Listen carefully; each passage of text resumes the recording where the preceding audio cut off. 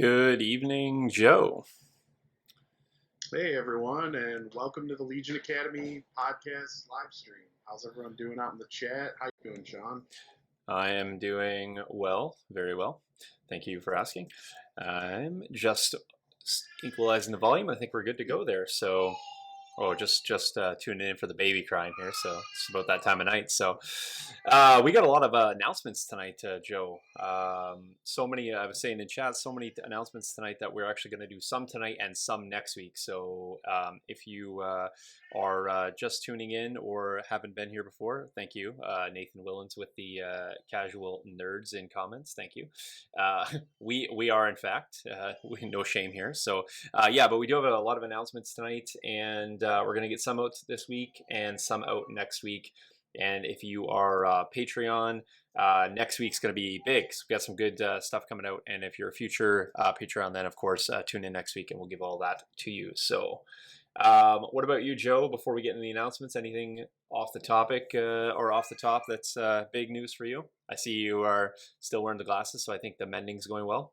Yeah, no, I'm doing well.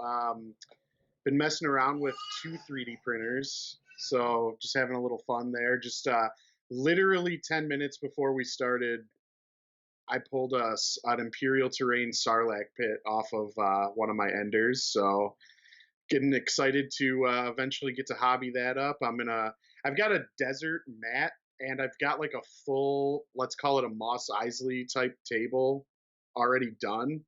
But now I'm like, I can make use of this mat, and there's a lot of other files out there. There's like, I'm kind of gonna do like a Dune Sea. I'm gonna have like the Sarlacc pit and like the crashed skiffs and maybe some sand people huts and stuff. So I've got all those files. I'm gonna start printing some more stuff. So maybe even justify me finally painting up my crashed escape pod and not just R2 and C3PO out of that kit. So Oh, looking forward to it. I didn't even know anything else came in that kit. So just that casual Yeah, man, terrain piece. Yeah, it's actually a pretty decent piece of terrain, to be quite honest. So I sent it off with my rebels with Jace to get painted up because I was like, oh, why not just have something else out there? And I doubt I'll ever play the mission associated with it, but why not have another piece of terrain for sure. So okay, well you mentioned mats and terrain, so let's do this announcement here. So if you guys haven't been tuning in for Friday night fights, we have another one, of course, coming up this Friday. Last Friday was quite fun. Saw double heavies battling it out, and we've been showing a bunch of looks for the Friday night fights. And we got a big announcement, and we're pretty excited to let you guys know that, in fact, Deep Cut Studios is going to be coming on as a sponsor for Friday Night Fights, and they're going to be hooking us up with mats. And so we have a series of mats coming from them, and we're going to feature them over the next few weeks. So that's exciting. They should, in fact, be here, not for this week, but we may have one on table next week. Mm-hmm. Awesome. That's good. I'm excited about that, man. Friday Night Fights is looking epic. Like, I know Sean's been putting in a ton of work. I don't know if you want to show that now, if you want to preview some more stuff you've been working on for Friday Night Fights, because we've got more cameras going. We've got overhead. We got a request for an overhead cam, so we took care of that. Sean's got the ability to show deployment zones now. So I think you have a little video clip you can show. Yeah, I'll put up two real quick here. So yeah, like Joe said, we got a request for overhead cams. So we got side-on cams, in-game cams. I got a little special, like we were missing a little bit of the action here and there just because players aren't always, they're not setting up their melees or their combats right in front of the camera. We didn't want to miss that. We didn't want to manipulate the players' play either. So we got another special one. So I'm going to show you back-to-back clips here. And of course, in comments, please let us know what you think. So first clip up, here we go.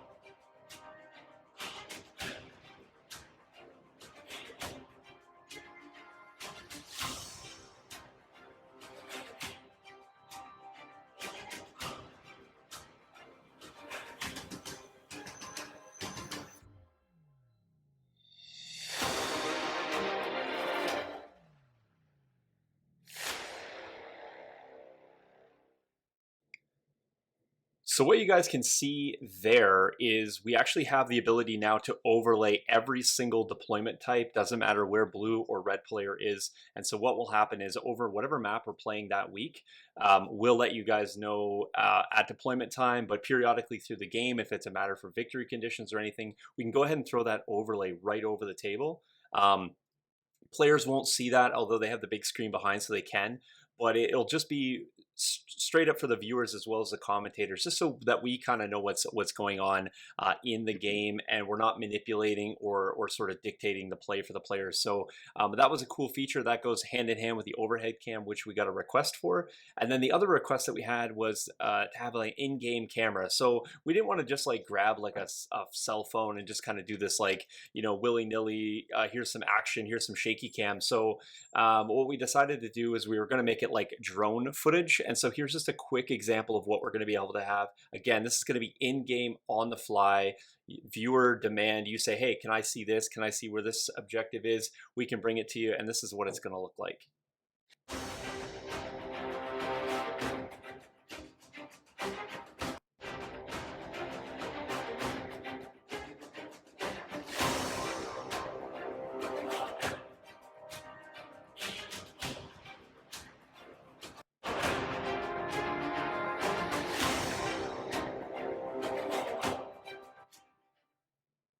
So there you have it. That's the couple things that we have set up for you guys now. Again, you guys asked, we delivered on our end. We think it's going to be awesome. It won't have music over it. Obviously, in the Friday night fights, you'll have the commentators. I just did that to fill the dead space, but hopefully you guys like that. It's a cool feature. In addition, we're still going to have the on end cam, so you'll still see the players and end of the table. We have another sort of wide angle capturing the table. Thanks, Nathan, coming in here. Cool, awesome. Dennis saying it looks like an ESPN football match. That's cool. Jason Price saying my kids are watching and are very impressed. Well, you know what? We aim to please. It doesn't matter what age. You know, we want to make sure that the games look cool. We want to make sure that the player experience is good, not hindered by what we're doing. And I think we've achieved that. And also, of course, if you're going to watch a 2-hour long video, we want to make sure that you guys are able to catch it and not just have that stagnant one camera view. So do appreciate all that. Hopefully you guys come back Friday to check that out. We usually roll about 7:30 Central. And like I said, we'll have another 800-point game. This week it's going to be Imperials versus, who do we have this week? We got Imperials versus Droids this week. So Yep. And an objective an objective cam. Okay, so stay tuned for the objective part of thing. I got something else coming up special for that. So go ahead, Joe. Awesome. No, I was going to say, well, first of all, I'm excited about the deployment zone thing because I think it makes tracking, you know, like breakthrough and bombing run a little easier visually. Right. But also, yeah, just being able to get down to model height, you know, and actually get those line of sight checks and stuff on camera is going to be really cool. But yeah, no, I'm excited to talk Imperials tonight. Not to transition too quickly there, but I think we're going to be focusing most of the show tonight on Imperials because, you know, from what I've been hearing, they're kind of being boxed out a little bit by clones. A lot of Imperial players have switched to clones because in a way the faction feels somewhat similar, but also maybe a little stronger right now because of some of their shenanigans. So we kind of just wanted to talk about, we just want to generally spitball on Imperials. Like, what do we like about them? What do we not like about them? What do we think they need? What do we hope to see them get maybe announced at Gen Con or something? And just jump around to a couple units. And since we're going to see maybe like let's call it an off meta or like a non-conventional operative Vader double dewback list this Friday, all the more reason to talk about them, right? So right. Do you want to? Yeah, we can. Yeah, you want to do those other announcements and the releases after? We'll do them at the end. Sure. Okay, that's fine. Yeah. All right. So let me just jump out of sequence here, and we'll go to here. So we got a bunch of cards that I'll bring up. We're just going to use those as talking points. And then we got another transition into Iden. We're just going to talk about her specifically. But Joe, where do you want to start? I think I have for you. I got Vader dewbacks, heavies, snows, all queued up. Where do you want to go first? Let's talk about snowtroopers first. Got it. Here we go. So, yeah, let's look at snowtroopers because, snowtroopers are once somewhat favorite unit of mine, and back in my competitive Palpatine days, and they're basically I don't see them taken very often anymore, and I kind of have a couple of thoughts as to why, and a couple of thoughts on what might make them a little better or potentially a little better, and we'll have to see. But first of all, I guess let's talk about the common build that most people used to take with snowtroopers. I think it was generally a flamethrower and frag grenades was the combo. And then you would see sometimes people would throw in an officer because courage 2 on a unit that wants to get 2 actions is a lot better. Sometimes, there's I don't really know. Sometimes you put a medic in there if you're running like kind of a spammy medic list. Being able to bring back a flamethrower really used to help them. But that was like the common build: is flamethrower and frag. Now, one, snowtroopers have always been a little criticized because they're pretty terrain dependent. And I would you agree with that, Sean? I mean, they're just if you're gonna run. Yeah, I was just gonna say they definitely are.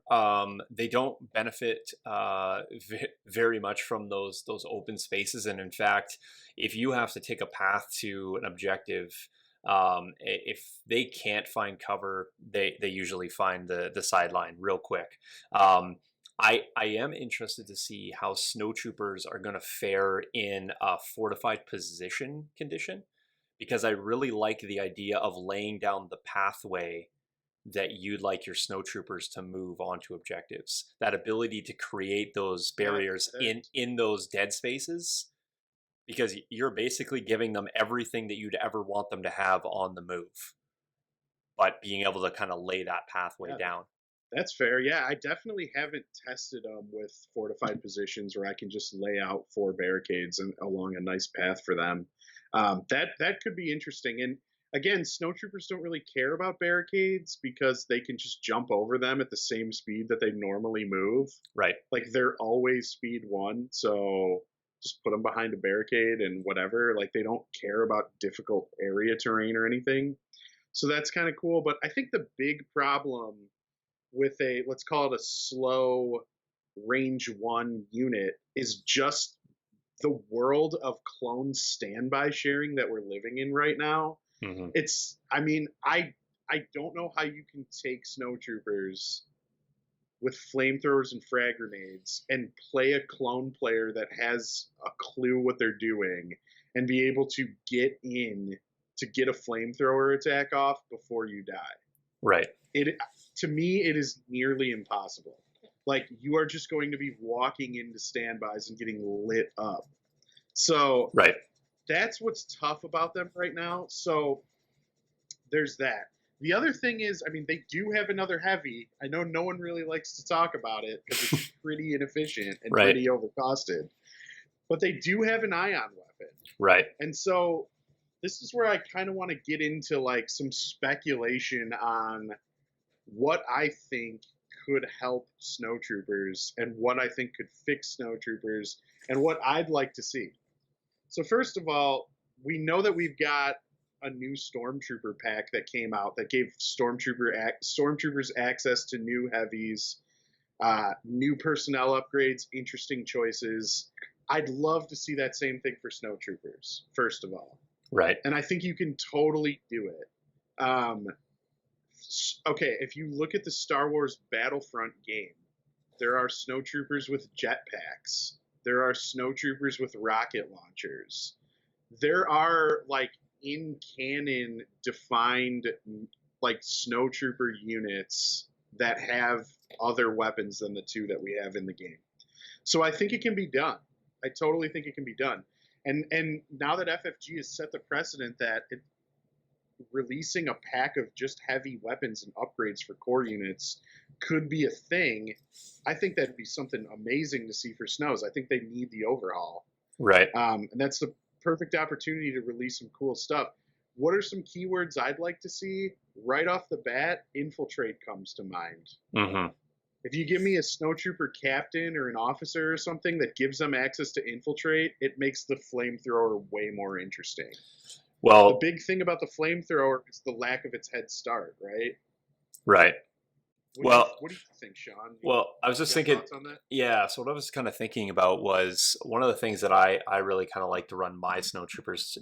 Like I sort of transitioned. Initially, I started with the frag grenades, but what I actually found is I preferred to actually run impact grenades on them, and I think an impact grenade is infinitely better in what we're kind of seeing as a transitioning meta. I know that I would not want to see impact grenades, and if it goes the route you were saying, like let's just imagine faster moving snowtroopers or Mm-hmm. infiltrating snowtroopers.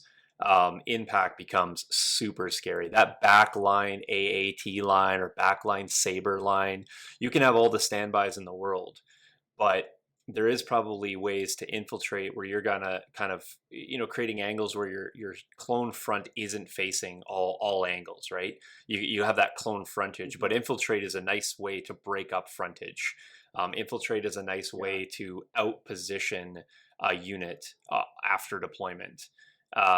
There's lots of things. So I really like impact grenades on snowtroopers. I like them on snowtroopers when snowtroopers were far more prevalent. I just think right now the movement is the big thing. So it doesn't matter how kitted up these snowtroopers are, they really aren't able to get into that effectual range unless you Yeah. have an opponent that's going to press you. So yeah. Yeah. So yeah, that's a good point. Man, so I have so many ideas coming to my head right now just thinking about what you were just saying. So if I've not run impact grenades on snows since the frags came out.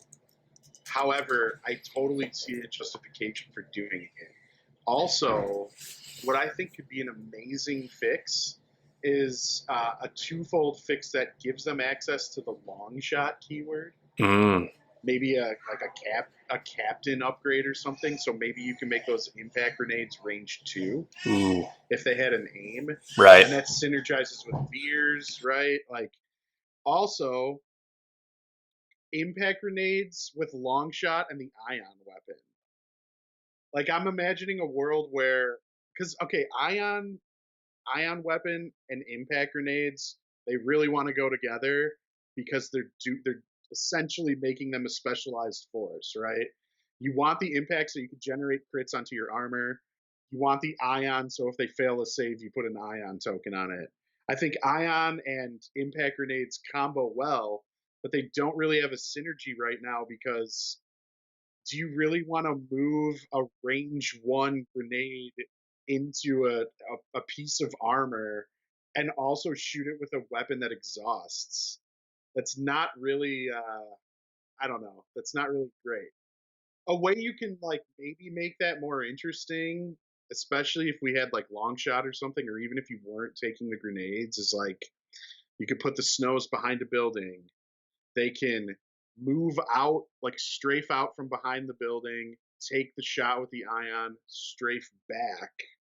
Then on their next turn, they would recover, strafe out, and shoot the ion again.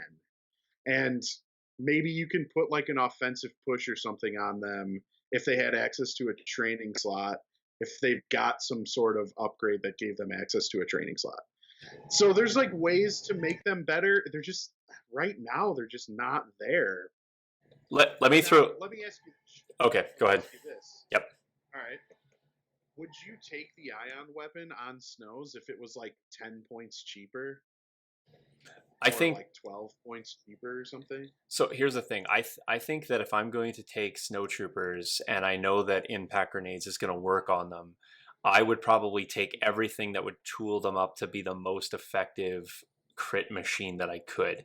But I would have a role specified for them. I was actually going to throw this at you. So let's just assume for a second that you can take ion and impact, which you can on Yep. snowtroopers. What do you think about the three deployments that we have now? Danger close, rollout, which actually brings vehicles typically closer to you, and hemmed in, all of which Yeah. actually close down the distance that snowtroopers have. And let's not forget, a recon intel can fit on these guys as well, if I'm not mistaken. So if you got a Yeah. rollout on one side and a recon intel snow on the other side, and you're able to kind of close that distance early, you could either make that vehicle have to go another route or really get in a clutch ambush position with a unit that vehicle doesn't want to have anything to do with. Hemmed in, same sort of Hmm. thing. Danger close. I really like that close edge where you're kind of going. So okay, I'm just going to turn you up a little bit. People are saying you're a bit quiet there, Joe, so I'll crank Joe up a Oh, little bit. okay. No, I think it's just on my end. I think so. Last week it was a little loud, so this week is a little quiet. We'll get it. We'll get it balanced out. We don't really know what Facebook sounds like. We just know what we sound like here. You sound good to me, but there we go. Hopefully, Okay. Dennis, just let us know if that works. But yeah, I was just saying those 3 new deployments. That's another thing where we never dealt with. That wasn't in the Snowtrooper repertoire. We weren't having True. those sort of. I guess in a way they actually play very well for snowtroopers. It's just Yeah, I mean, I can honestly say that I've not played snowtroopers personally on the new objectives or deployments. But again, a lot of what I've watched, just watching like the community videos that are out there, are kind of lacking that in general. And I think it's just because one, there's kind of a why should I take snowtroopers mentality when shore troopers are just so good right now, and two, there's just kind of a fundamental lack of like battle reports or competitive videos being broadcasted that actually have Empire, and especially that have snowtroopers. So like I haven't seen them at all. So maybe there's a lot there that I'm missing, and I think that maybe that's definitely worth exploring for sure. Um, if you can get the right terrain, I think snowtroopers pushing a payload could be interesting if you can keep them safe as that thing's moving towards your opponent's side of the table. right. But Um, it's just it's getting them there that's the problem. what You know. one of the cool interactions that I've seen, not with snowtroopers, but the premise would apply would be payload on fortified, because again, you have Mm-hmm. we've talked about this. You have to be deciding in turn 0 likely your path for payload, because you don't have time to switch directions or change your mind. But that being said, you can also lay out your fortifications, and the payload's not slowed by the fortifications, which is nice. So it can still take a very direct route, whether you put the barricades in the way or not. But again, as you mentioned, Mm-hmm. escorting that with snowtroopers, where the defined path of the payload is also the defined path of the barricades, that makes it very, very scary. And you do have a little bit of cover provided by that payload, which you can kind of insulate if you have anybody sort of maneuvering to get side shots or getting you out of cover. So I do like that, and I think snowtroopers could find their way back in. Yeah. It's just going to be what kind of loadout can you take, what sort of buffs might be in the future for them, because I don't think it's going to take much for people to decide that, hey, you know what, this unit's it's accosted quite nicely. I really like the idea of coupling range 1 weapons with slow up close and personal weapons like flamers. And then, if you got that roll where they switch over to vehicles and you got that ion for a little bit of range and then the impact when you get close, I like that, because if you can mitigate Mm-hmm. actions on vehicles, then you could potentially mitigate the damage back to you as well. Yeah. Man, I think another thing to think about is like we're gonna get ascension cables for 4 points here, and snowtroopers can take those. So giving snowtroopers access to scale could actually be really interesting. And if you combine that maybe with like a Krennic who can give that a Krennic, or like the Death Trooper squad with a DTF-16 who could give them compel, so they're always really getting their 2 actions if they want it.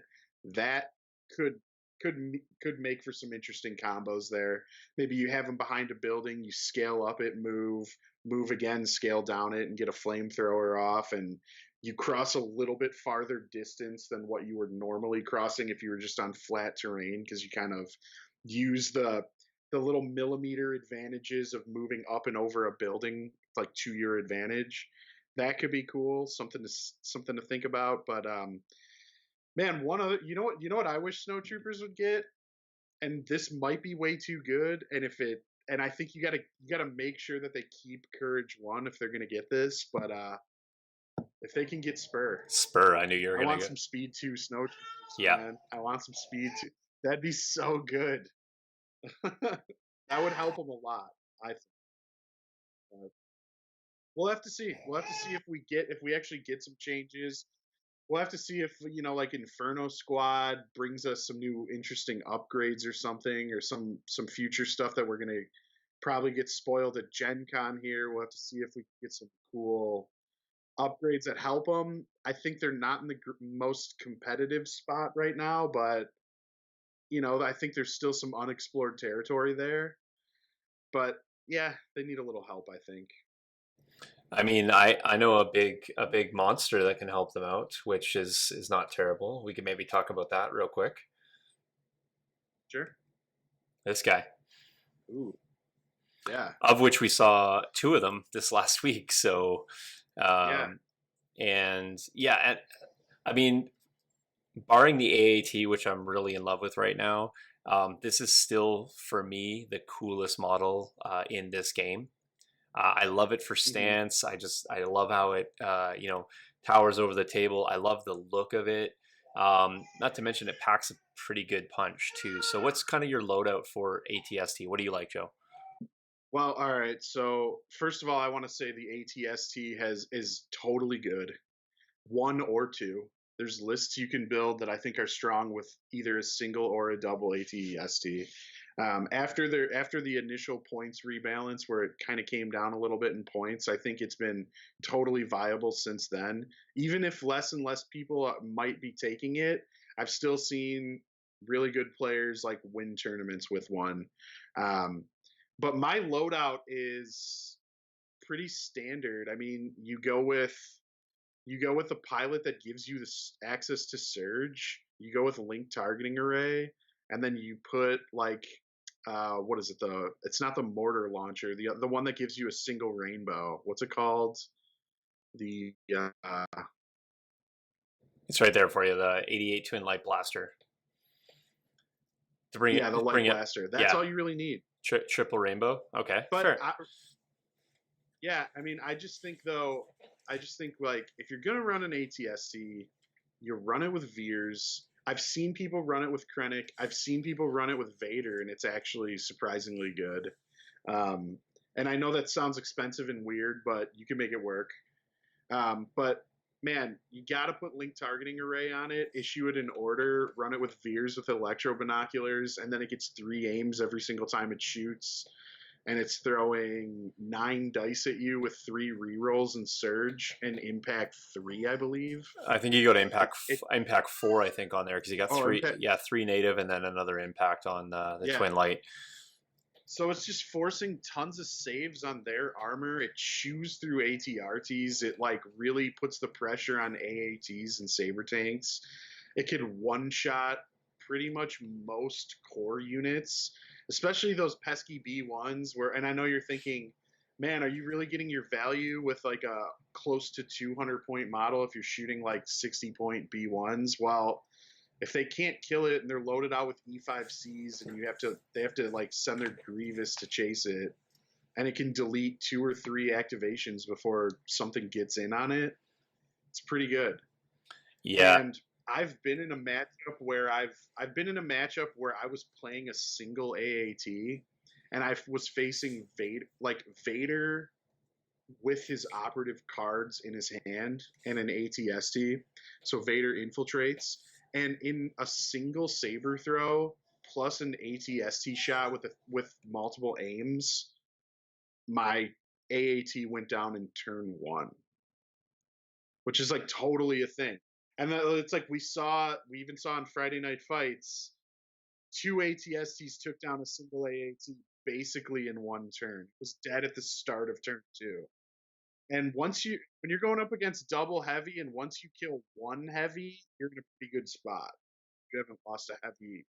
So that's my thoughts on the ATST. I think it's really good. I think it's worth taking. I think people should still build lists with it, and if they like playing armor, like it's totally worth it. So and it looks awesome. Right. I'm just going to put up the other two weapons here just for a second. So I'm a really big fan of the mortar launcher, quite honestly, and I almost never take the grenade launcher. I don't engage my ATST at range 2. I'm just not really a fan.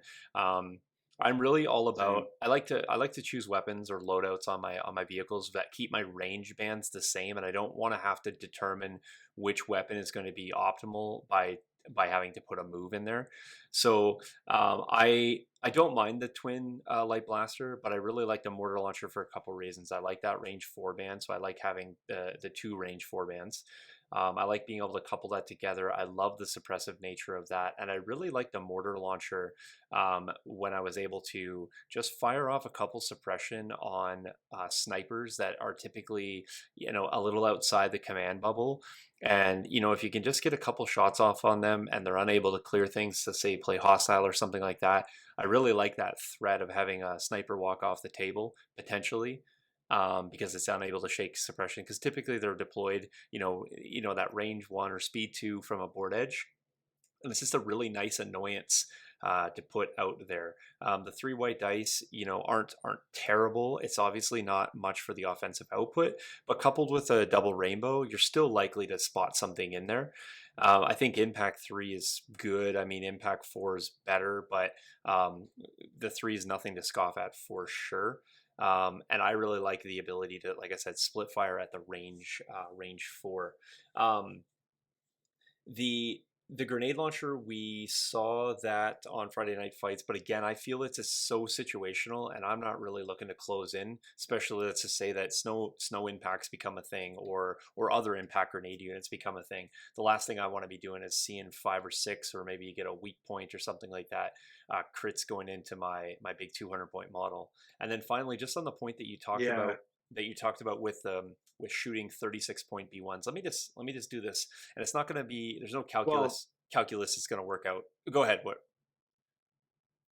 I'm thinking more like B1s with a heavy that are like in the 60-point range, To be not naked B1s. to be honest, Yeah. I'm But gonna make the point for the 36 point unit right now. mm, If you eliminate units with hands in objectives where hands are important, then I don't think there's a straight calculus where you can just say this 195 point unit with the upgrades, or this 200 point unit shouldn't be shooting 36 point units. If you have 6B1s and you're playing something like intercept, well, if you feel that those forward pressing units are going to be the units that are going to tie or overwhelm you on those center points, then why not delete an activation? You take an activation out in turn right. 1, you take another one out in turn 2. Now you're 2 points less on there. Unless your opponent's playing for that, they're going to either press forward prematurely or um, you know concede, as the word I was looking for, concede a point to you. So I don't need this unit taking out its points value. I need this unit taking out the value worth for objective scoring, because this guy may not score Yeah. me points either. But if I can put a hulking mass on the center, which is really going to harass you, I feel good about that. Not to mention the unit is easily moving, and it can even help you out on a key position late game, just like any vehicle can, where you're displacing units, Right. you're moving units off. This guy moves really fast when he wants to, and it can't be underestimated Yes. how quickly this guy can get where he needs to be. And if people are not taking answers for armor, it's still really hard to kill because even though it's rolling white saves, it's just got a lot of effective health Yeah. that you have to roll against after only generating crits, right? If someone's shooting at you with critical 1 and they're just forcing you to make 1 or 2 saves all the time, it still takes a lot of effort to take out an ATST. It's like a whole round of shooting with like your whole army, if not more, which is not always worth it. And Yeah. I've always referred to the ATST as the Eye of Sauron, man. It just looks at you and then it kills you. Yep. So if it can see something that it needs to delete, typically it can. And if you play it right with all those synergies where it's got like 3 aims, it's pretty consistently going to one-shot something. Not necessarily something with like red surge saves, which is, another problem with why clones are so gross. Right. But man, like B1s or rebels or even like just standard stormtroopers, usually it's just like, all right, I want you to die now. Or like your ATRT or your unit of speeder bikes or whatever. It just picks something and then rolls a bunch of dice with 3 rerolls and generates like 7 to 9 hits and kills something. So it's pretty awesome. It's pretty good, I think. If I can give this piece of advice, and people can take it or leave it for whatever it's worth, but this is the psychology that I go into all games with. I decide before I roll any dice at any armor unit if I'm going to go all in to kill it or I'm going to ignore it. I don't pot shot armor. It's completely useless. There's no value Yes. in taking this down unless you can get it below whatever, I forget what that the It's what's like what's it's the like break value, whatever it is, what is it's it? resilience Resilience, that's what it is. Yeah. resilience value. Yeah. Yeah. Unless you can get it below that, then you may have some value in there. However, if you're not Even will then, though, yeah, here's if the you're thing. not I willing don't to want go to all the way, interrupt you, but even then, it's not great because it's like it's still getting 2 to 3 aims. 100%. Yeah. So if you Yeah. are not willing to go all in to take it down, and saying that you're going to like hope to spike crits is not a valid strategy. You could certainly go all in to hope to do that. However, you should have a plan to take it down. And if you can't take it down, then you need to have a plan to mitigate damage back to you. That's simply what you need to formulate. There is games where I would never shoot things. I'm playing double AAT a ton right now. I don't focus my AATs ever on armor. I have the ability Right. to do, but I have critical, and so I'm wishing for crits. It's a little bit better because you have a natural crit on the dice too, but that's not good math to do that. So I focus on the 36-point units, the naked rebel troopers, those sort of units. However, I have a little bit of resilience in the fact that the ATST, if it decides to, can has to work to put those armor down. But I decide start of the game I'm not going to do that. If you are just sitting there with 2 points of impact in your list, don't go all in on this.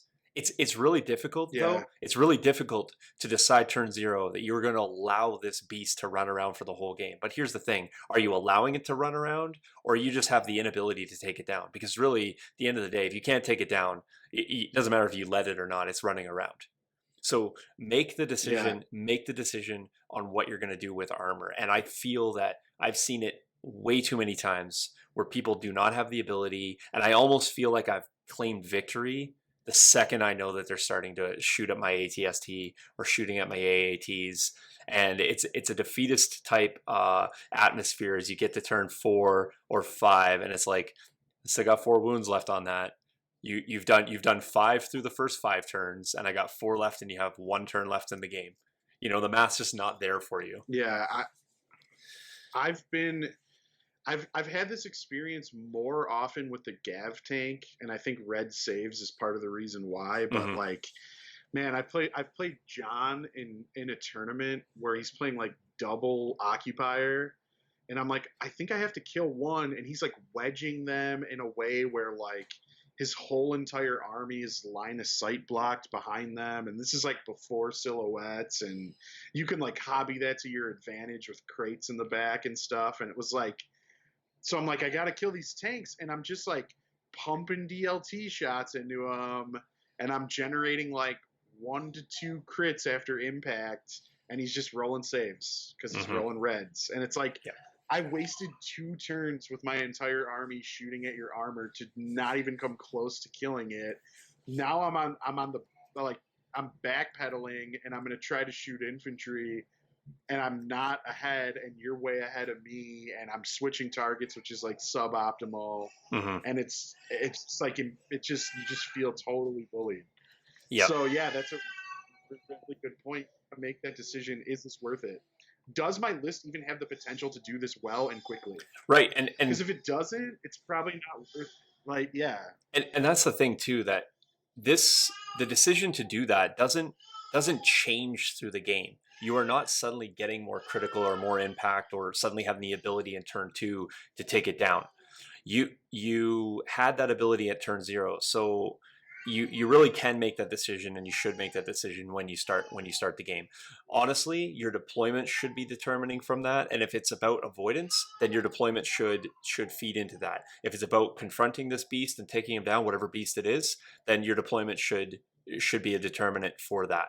Yeah. Don't sort of deploy away and decide to take it down, or deploy in front of it and wonder why you're getting mowed down with no ability to take it down. And on the flip side, though, like your opponent, if you want to, and you know your opponent's list doesn't have the ability, put your ATST down first. Who are you fooling if you're putting it down last? If you know he has nothing to do, no way of dealing with it, put it right in the middle. Right. Put it right where you want to create a bubble of, a comfort. Right. I'm going to put this here. You don't want to be near this. I want to put other things. I'm creating a safety net, and I'm just doing it simply by placing my model. It doesn't even need to do damage to start dictating this battle. I love that. I'll throw an AAT down in a line of in a huge lane. It lives there. It doesn't have to live there. It can move. It can strafe, all that. But I'm saying this is a no-go zone for you for deployment. And if you choose to stay there, great. If you choose to move somewhere else, that's what I wanted you to do. So don't be afraid to dictate. Everyone thinks that. I mean, not everyone.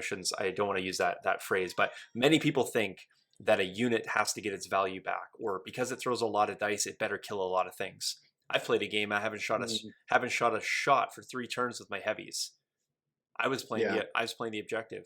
The game is not determined by how many things I eliminate. Elimination is the only game in skirmish, is the only time that kill points or killing units is really the only way to win the game. There's no 800 point games that are determined based solely on how much you kill. That's very true. You can win a game with a few models left, and you can lose a game with a few models left. Or you can lose a game. You can lose a game and have hardly lost any models at all. And I've been in all 3 of those scenarios more than once. So yeah, that's just kind of our bit about heavies. I think the ATST is still one of the top heavies, to be quite honest. So The loadout potential and the let's say the versatility of this unit, I think actually makes it the best heavy. I agree, but I agree, but I disagree. I think there's very specific builds that make the ATST one of the best heavies, and if you don't build that way, I don't think it's good. 100%. Like if you take the grenade launcher and the tactical 1 pilot, like why did you bring an ATST? Don't. Yeah. But no, for sure. If you build it correctly, it's disgustingly powerful. And like we've said on many episodes before, Vital Assets has made bringing armor, like the objectives that have come out with Vital Assets has made bringing armor a much stronger choice, because basically our heavy armor can interact with 2 of the 3 new objectives, right? So, build your blue player deck tailored around the fact that you brought an ATST or 2. And again, you can still get 10 activations out of a double ATST list if you want it. I've seen it done. I've played against it. It's good. So, yeah, I mean, they're totally a thing. I don't want to rule them out. I think people should totally still play them. So, right. Okay. Well, that's our ATST shtick. Let's move on and talk about a unit we're going to see this coming Friday. Actually, we're going to see 2 of them, I think. Rolling up the doobies. Okay. Yeah. This is no longer kid friendly on YouTube. All right. Yeah. So I have 100% never fielded a dewback ever. Okay. Fair enough. Played against them lots of times. But I fielded them once, and I've played against them several times. I'm a little underwhelmed by them in the current state. However, I think they have potential, and I think that there's certain ways to build them that might be better than others.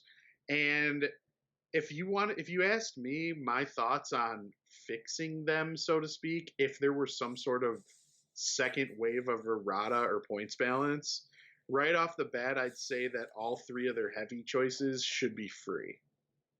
Like that's the only thing I think really hinders them, is maybe they're just a little overcosted when they're tooled up to be justified. I mean, you can He- I don't know. I Here's don't know. I totally agree with you, and here's why I think that.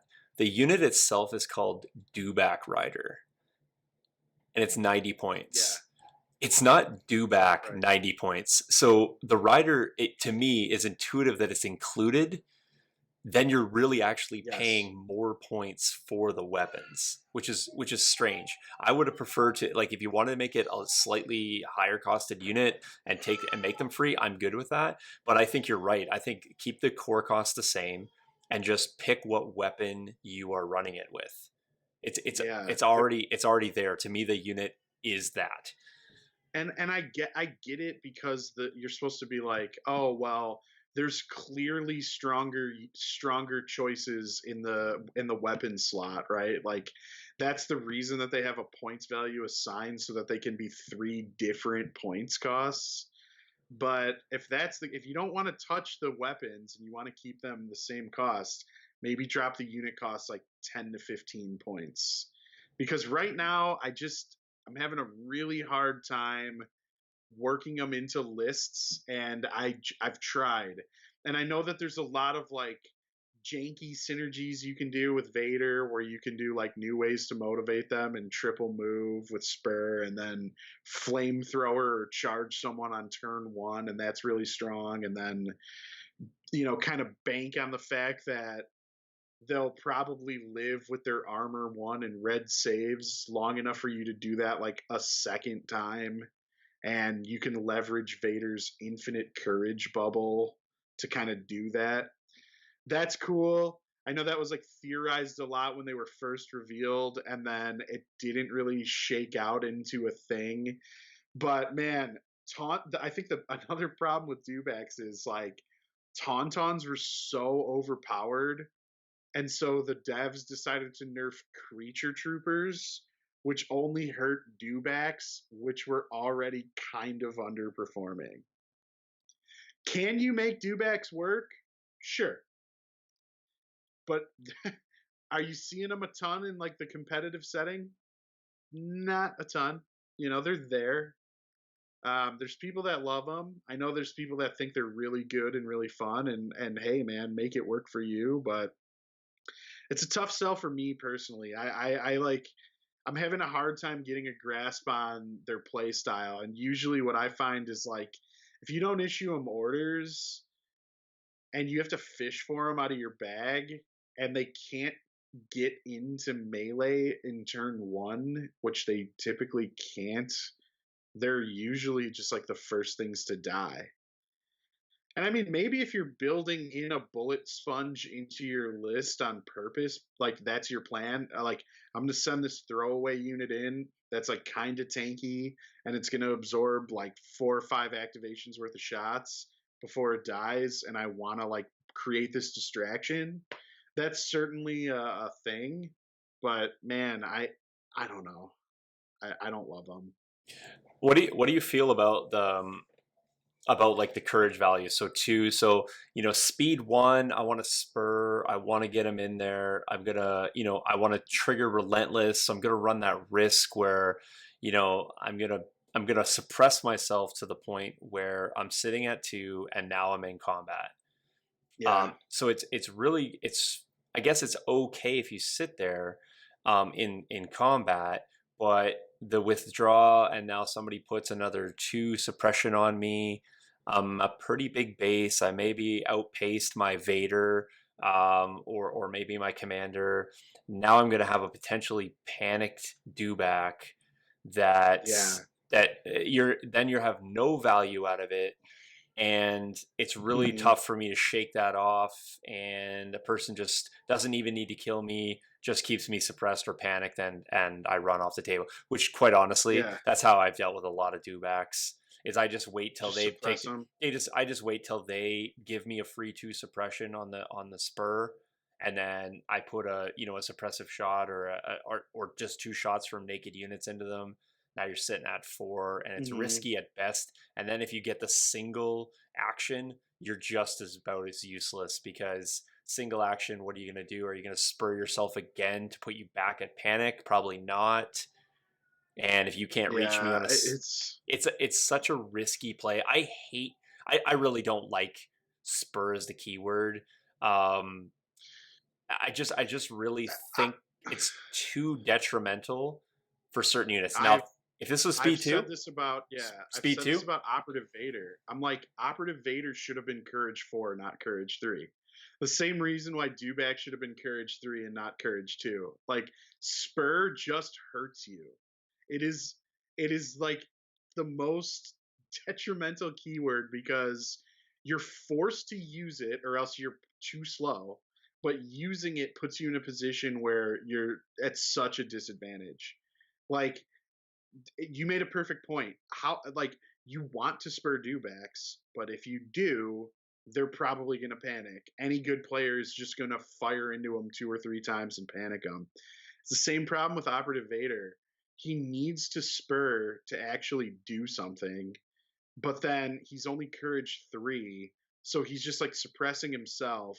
And then you either withdraw with the unit, like, unless they hold him for last and out activate you, you just withdraw with whatever he gets in on and shoot him with everything that's left.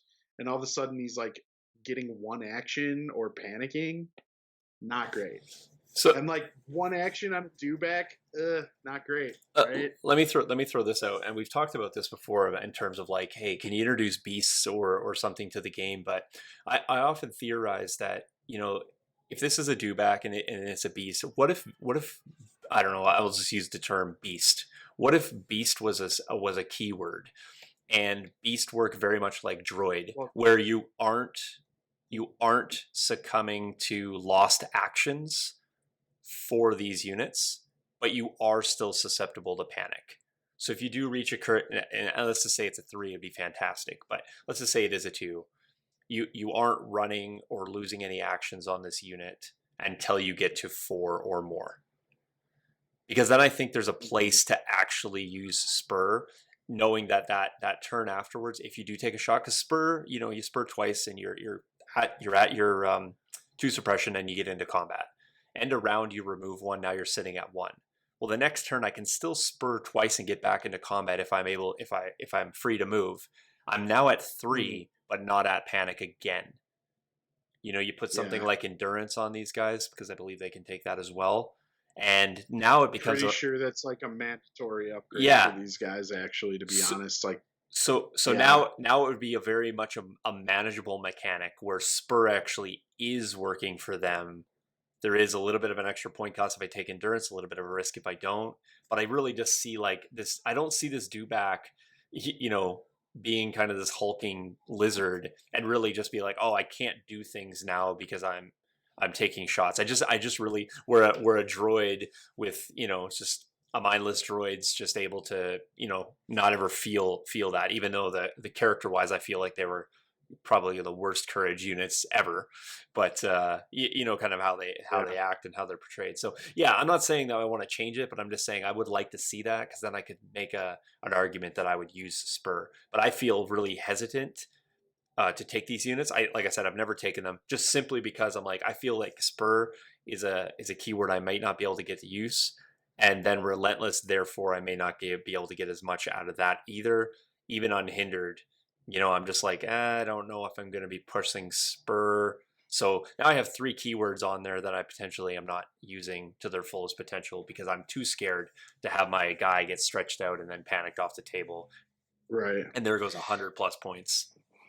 Yeah, and man, maybe their heavies aren't the best. The flamethrower is probably my favorite over the T-21, but I'm like, man, you're paying a lot of points for 4 white dice with critical too. I mean, why don't you just buy some stormtroopers that have the same weapon for cheaper, and buy some shore troopers that have a better weapon for cheaper, and get a free aim and can shoot at range 4? And it's like, I don't know. I, I think this It's a tough sell. I think this entire unit has cost itself out of effectiveness.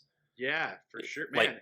If it was like 65 points, or like if it was basically an ATRT, 65 to 75 points, now it's interesting to me. If it like replaces an E-web but isn't like double the cost, now it's interesting to me. But like, it's just too expensive for like what it does. And yeah, when it gets in, it hits hard. Sure. There's a lot of weird things about the dewback specifically that make it like significantly worse than the tauntaun too, where it's like it's a single model instead of two models. So yeah, it keeps its dice pool until its last health, but it also can't like cheese cover with like cohesion. It can't hide as easily because it's so long. Like there's no silhouette for it because it's not a trooper. So I mean, oh, I could see the tip of its tail. I could shoot it even though it's behind a building. There's a lot of stuff like that, and it's like, what? It's a hard sell. You can't climb. Any like vertical interaction, it's totally done. So yeah, it needs work. Hopefully, we get an errata or a points adjustment or something that fixes it because I love the model. I love the idea of a super thematic Tatooine episode one, like infiltration force, desert squad, whatever you want to call it. It could be awesome, but it's just not right now, I don't think. That being said, if you run it with Vader, I think that's the most viable way to run it. Right. With Vader. Yeah. I'm glad you gave the ATRT comparison because that reminded me. I want to come back to what you said earlier about the points of the weapons. Mm-hmm. We seen the equalization of costs for RT weapons as well. So I Yes. don't think that it would be a stretch to potentially do that with a unit like a dewback, Yeah. where the rotary and the laser cannon and the flamethrower all had seemingly different costs before, but there was a way to equalize that because you can only take one, and then it becomes a role a role differentiator for the dewback. And I think that people may be more inclined to take it if you're able to kind of get it at a little bit of a discount for the weapon, and then you kind of work Yeah. around all the other keywords that already exist on there. But I think there is potential if we're able to mess around with the cost. And I think the base cost fine. Just make the weapons zero costed. Yeah. I Something. like that. Yeah, exactly. And honestly, I'd like to build a list where I can run three, because I can build plenty of rebel lists where I could run three like rotaries, and if they feel really good and balanced and strong but still beatable. And I cannot anyone paying the points to take three dewbacks right now. But let me. I mean, give me a reason to. I mean, make it good. You know, that's what I want to see. So Okay, and just a final point on this, just because we hardly ever talk about dewbacks, and I kind of have some thoughts around this, but and I've mentioned this before too. I really feel sometimes that when you have these sort of parallel releases, the comparisons are almost unfair. So we got these two yeah, creature troopers come out. Okay, yes, we see the parallel comparisons here. One is clearly better than the other. One was clearly more prevalent than the other. One has definitely got a more, I'd say, properly associated cost for value. But if you're going to do that and you're going to release these so parallel, how did we miss getting RAM on a dewback? Like, I really, yeah. you know what I mean? Like, if any, Hot, the hulking mass of the smashing you do, you're hitting with three red, and you got the prod obviously, but and I get it, it's claws, but I think Ram would have been, if you're gonna put spur and you're gonna put relentless. How was Ram missed here? I would have loved to see yeah, these guys with Ram 2 themselves, yeah, just really yeah. equalizing that, just the sheer mass of the beast going in. And then you know what, I probably can get myself around spur for that turn. I'm going into you, I'm Hmm. hitting with three red, I'm potentially going to be able to change a couple white dice as well, really manipulate Yep. those dice and hit with a really solid impact, if you will, like impact in the sense of like ramming into a line. I really like that. So yeah, just again, we're Yeah. not trying to change every unit in the game, but if we're going to theorize and kind of talk about how things could be better, and we know that erratas come out, we know that changes are, FFG is willing to make changes. So if we can kind of throw that out into the nether regions of potential, I'd love to see it get ram. I'd love to see the weapons be zero costed, and then I'd love to just see more dewbacks on the table because they are a fantastic model. I own three, but I'd like to actually Yeah. use them, not I just look know. at them. So I bought three. I painted one, And after the effort of painting it, I was like, I don't even think I'm ever gonna play this. Why am I even gonna open my other two? And they're literally sitting unglued in the box on my bookshelf in my office, unassembled. And I want to put them together and finish them and use them and think that they're cool, but man, I don't know. Fix it, FFG. There's our plug. All right, we got Yeah. two more that we're going to talk about, and then I don't want to forget all our announcements too. So actually, let's just take a real quick. Hey, Chris Kerr, let's take a real quick break from those, Joe, and let's just make sure people, not that people would miss it, but let's just really quickly shift over to the two drops coming out Friday. Oh Cat yeah. Cad Bane, which we covered here. So of course we have a vested interest to see CAD come out and you guys get some use out of CAD. I've had mine coming in for a little while. I got mine out of Poland early, although they aren't here yet because that's just how shipping works. But it'll be interesting to see who gets them Friday. I know there's a little bit of a mystery in the air whether stores will have them Friday. I did see some UK stores do have them, and cause I know I have a buddy who Ian runs Boards and Swords out of the UK. And he's put a photo up, so he hasn't releasing them. He's just telling people that they have them. So we do have Well, CAD. I don't want to interrupt you, but I don't even think it's a mystery. I think they're pretty much going to be there on Friday, just because I know this. Like, I know GameStorm like has them already and is literally just waiting for the Friday street date to be able to sell them. I searched the mystery is that So potentially we're not sure here whether we're gonna have them because okay, we tend to fair. definitely not get everything. I mean, we got some stores who I pretty sure haven't even got any phase twos back since the initial drop. So we're really hurting for getting a Well, lot a that's lot of actually things. the whole world. I think phase twos are just in a massive shortage. They're like if you've phase twos are like $80 on eBay right now. I actually So I don't know if that's just a Canada thing. I think that's like the whole world. I'm pretty sure I saw a box for $135 today. Yeah, Phase twos. So exactly. So yeah, I know, like Al was telling me, he's like, I found B2s. I'm gonna try to trade them for phase twos. I was like, good luck, man.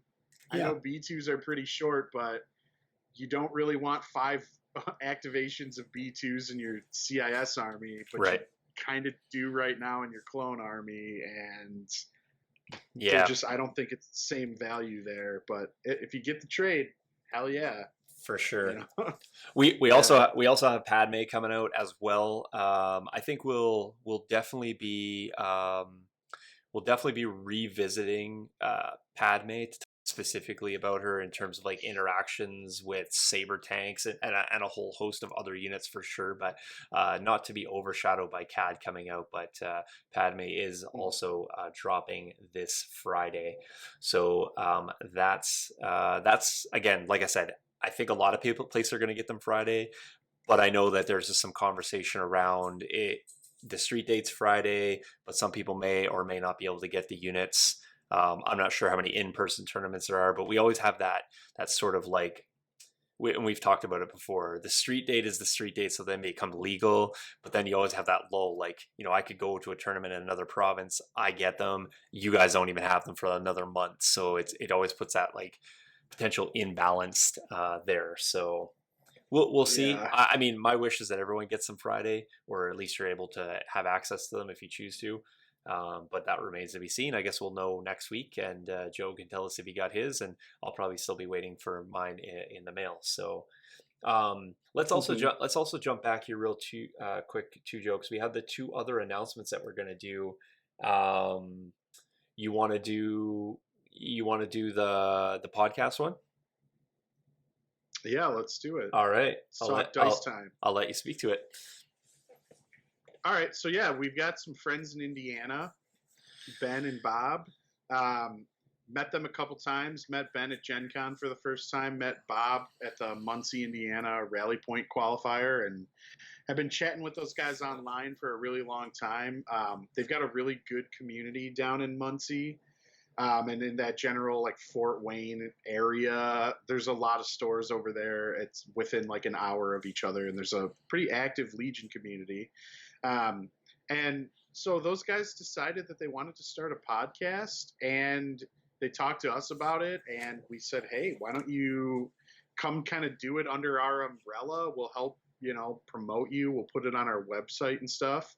And so they're starting the Dice Time podcast, and they're going to just their content I think is going to be a little different than ours in general. They're still going to be focused on Legion, but they're going to be focused around a lot of like kind of different topics. So, for example, Bob is a TO and organizes tournaments and runs tournaments down in that area, has run a prime and a rally point. So, he's going to be talking about his experiences with that. Ben is really into like narrative focused play. And, so he's got like some bat reps in the works with like the downed ATST and the crashed escape pod, and he's designing his own narrative campaigns, and he's really interested in telling stories and using the models in different ways than just like hardcore competitive Legion. And yeah, those guys still play competitive Legion, they enjoy it, but I think they're going to bring kind of a fresh spin and just a fresh perspective to things, just talk about something different, and just keep it fun and casual. I'm looking forward to seeing what they put out. They've got like 2 episodes right now. One's just like kind of a long introductory episode where they tell you about themselves, and then their first episode is called Ladies Night, and it's about Ben's themed army that he's called Ladies Night, which is Jin, Sabine, Leia, and he had a lot of fun with that for a while. So give them a listen. They're going to only be putting out an episode like once a month, and we'll have them on here from time to time, and we'll have it on our website and stuff. So we're looking forward to it. Yeah, I also want to say that Bob's a heck of an artist, so we might actually Yeah, try to convince him to do a little bit of artwork, and maybe we do an odd giveaway or something because he's got some really fantastic artwork for sure. Ben's actually in chat there. Shout out to Ben. I put that in chat as well. So, and then I think Ben's actually going to make some appearances on Friday Night Fights just to do some commentating. So one of the things that we're going to be looking to do too, like Joe and Ben could do commentating completely oblivious to the players, so they can be chatting, you guys can hear right. it, and then I can run everything here, chime in every once in a while with the banter and the occasional joke about something that's happening here. But Ben's a good game caller. He's got an interesting view and perspective, and so that'll be nice to kind of add to the Friday Night Fight. So look for that as well. So that does not Definitely. conclude our announcements though. So Dice Time, check that out on YouTube, and you'll also see a redundant video or audio on the Legion Academy YouTube channel as well. So check that out in either location. You guys can find that. But I got another announcement, or we got another announcement rather, but we're going to add, we've been doing a hobby stream via the train studio that we also co-broadcast on Legion Academy. So that takes place on Thursday, and that's just really a hobby chat hangout. We have different people coming in. Sometimes we're painting a tree, sometimes we're clipping sprues, sometimes we're maybe working on another piece of terrain. So I'm really excited to have Matt Kish. Matt Kish is actually going to be joining me on Thursdays on the hobby stream as a regular host with me, and then we'll obviously have guests, and Joe will be in, and Paul, and various other people, Chris Kerr, lots of other people have come in as well. So Matt's actually going to co-host with me on Thursdays. He's going to handle a lot of the painting, or be doing a lot of painting. So if you got questions or tips or techniques that you're looking to ask a really established painter. His stuff is incredible. He's been doing a lot of the stormtroopers in the Ahsoka unit. So he's going to be working on various things. I'm going to be continue working on whatever I'm working on at the time, and so we're going to host that on Thursdays. But that's super exciting. But in addition to that, also on a once-a-month cadence, Matt's actually going to be producing some painting, either tutorials or technical videos for us that we're going to host and put up once a month for you guys as well. So the content is there. We're really looking to complement what Joe and I are already doing. So we're not skipping any of the regular Tuesday podcasts. We're going to add the hobby cast. We're going to obviously continue Friday Night Fights. We're going to add the secondary podcasts as well as those narratives and the painting techniques. So we're really happy and really pleased to announce those guys are joining on board with us. So it's really hard for just a 2-man crew to produce a ton of content. So we're both very appreciative as well as welcoming the fact that we're going to have some more hands to kind of help us out with things. So yeah. Yeah, and not to get too ahead of ourselves, but we are also having a new website being built for us by Justin Romano, who is a fantastic web developer and has a business, a web development business that he owns essentially. And the new site is looking fantastic. We're not ready to launch it yet, but that'll just be a nice house for all of this new content. So we'll be able to share that a little easier with you guys. And there'll be a lot more stuff coming on that end soon, more things to talk about. We don't want to jump in too much. We'll talk about it more in the coming weeks. But from what we've been seeing, the initial build is looking awesome. So Mint, yeah, very, very like it's I, awesome. yeah, I know Yeah. absolutely. I have very little terms of technical skills when it comes to like web pages, and really all this stuff I just kind of learn, on the fly. So it's been a steep learning curve, and there's a lot of hours that go into it. But like the stuff Justin was showing us is like I'm blown away by it, and Hmm. I think you guys will be too. It's just going to really optimize everything, and because we're kind of adding all these things, and we want to really have a nice housing for it. We want you to go and we want you to be able to click and explore the things you want to. So you don't care about terrain, that's fine. But if you're into narratives, there's a section. You want to just kind of go and pick up some silhouettes, there's a shop. If you want to listen to Joe and I prattle on about how we want to fix dewbacks, you'll find the episodes there. If you're tuning in for battle Hmm. reports or Friday night fights, that's there. If you want to do it all, it's all there too. So Right. we're really looking to try to simplify the user experience, and that's truthfully what we're always trying to do. Make it better for you guys on the other end, and make it really convenient for you guys to consume our Legion content. There's a ton of content out there. Obviously, we're really just trying to make sure that you guys have access to ours if you so choose. We're appreciative of always, and we want to just make sure that it looks and feels good. We do a lot of things to make sure that things sound, look, and feel really kind of like Legion Academy's got that flavor. We want to continue that. We feel like the guys we're bringing on are going to really accentuate that with us. So again, once again, absolutely fantastic to have these guys on board. So, Hmm. our, Definitely. Yeah, really looking forward to it, man. We have an awesome team. We have an awesome group.